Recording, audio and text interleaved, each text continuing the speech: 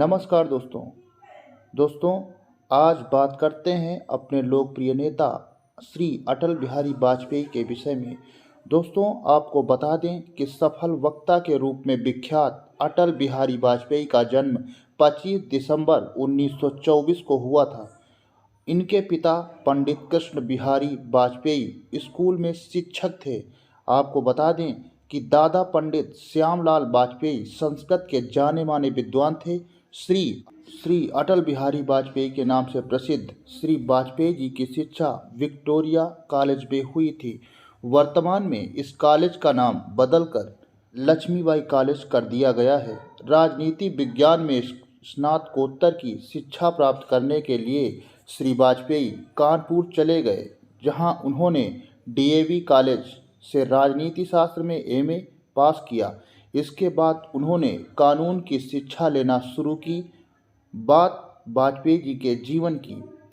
श्री वाजपेयी के पिता श्री कृष्ण बिहारी वाजपेयी भी नौकरी से अवकाश लेने के बाद श्री अटल बिहारी वाजपेयी के साथ ही कानून की शिक्षा लेने उनके कॉलेज आ गए। बाप बेटे दोनों कॉलेज के एक ही कमरे में रहते थे। अटल जी कानून की शिक्षा पूर्ण नहीं कर पाए। दोस्तों बता दें कि श्री वाजपेयी अपने प्रारंभिक जीवन में ही राष्ट्रीय स्वयं सेवक संघ से जुड़ गए। इसके अलावा वह आर्य कुमार सभा के भी सक्रिय सदस्य रहे हैं। 1942 में उन्होंने कांग्रेस का दामन थाम लिया। 1942 में भारत छोड़ो आंदोलन के तहत उन्हें जेल भी जाना पड़ा। 1946 में राष्ट्रीय स्वयं सेवक संघ ने उन्हें अपना प्रचारक बनाकर लड्डुओं की नगरी संडीला भेज दिया। उनकी प्रतिभा को देखते हुए राष्ट्रीय स्वयं सेवक संघ ने लखनऊ से प्रकाशित राष्ट्र धर्म पत्रिका का संपादक बना दिया। इसके बाद राष्ट्रीय स्वयं सेवक संघ ने अपना मुखपत्र पांचजन्य शुरू किया, जिसका पहला संपादक श्री वाजपेयी जी को बनाया गया। वाजपेयी जी ने पत्रकारिता के क्षेत्र में कुछ ही वर्षों में अपने को स्थापित कर ख्याति अर्जित कर ली थी। बाद में वे वाराणसी से प्रकाशित चेतना, लखनऊ से प्रकाशित दैनिक स्वदेश और दिल्ली से प्रकाशित वीर अर्जुन के संपादक रहे। श्री वाजपेयी जनसंघ के संपादक सदस्यों में से एक थे। अपनी क्षमता, बौद्धिक कुशलता व सफलता वक्ता की छवि के कारण श्री वाजपेयी श्यामा प्रसाद जी के निजी सचिव भी बन गए। श्री वाजपेयी ने 1955 में पहली बार लोकसभा चुनाव लड़ा। उस समय वह विजयलक्ष्मी पंडित द्वारा खाली की गई लखनऊ लोकसभा सीट से उपचुनाव हार गए।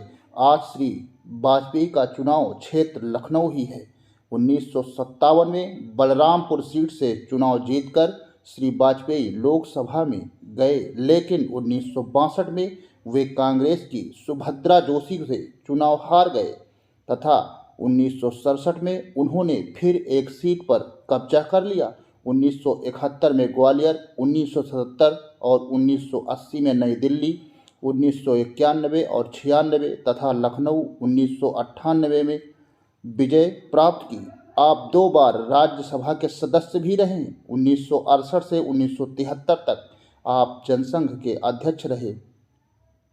आपको बताते चलें कि 1977 में जनता पार्टी के विभाजन के बाद भारतीय जनता पार्टी आपको बताते चलें कि 1977 में जनता पार्टी के विभाजन के बाद भारतीय जनता पार्टी की स्थापना हुई, जिसके आप संस्थापक सदस्य में से एक हैं। 1962 में आपको पद्म विभूषण से सम्मानित किया गया। 1994 में आप श्रेष्ठ सांसद के रूप में गोविंद बल्लभ पंत और लोकमान्य तिलक पुरस्कारों से सम्मानित किए गए।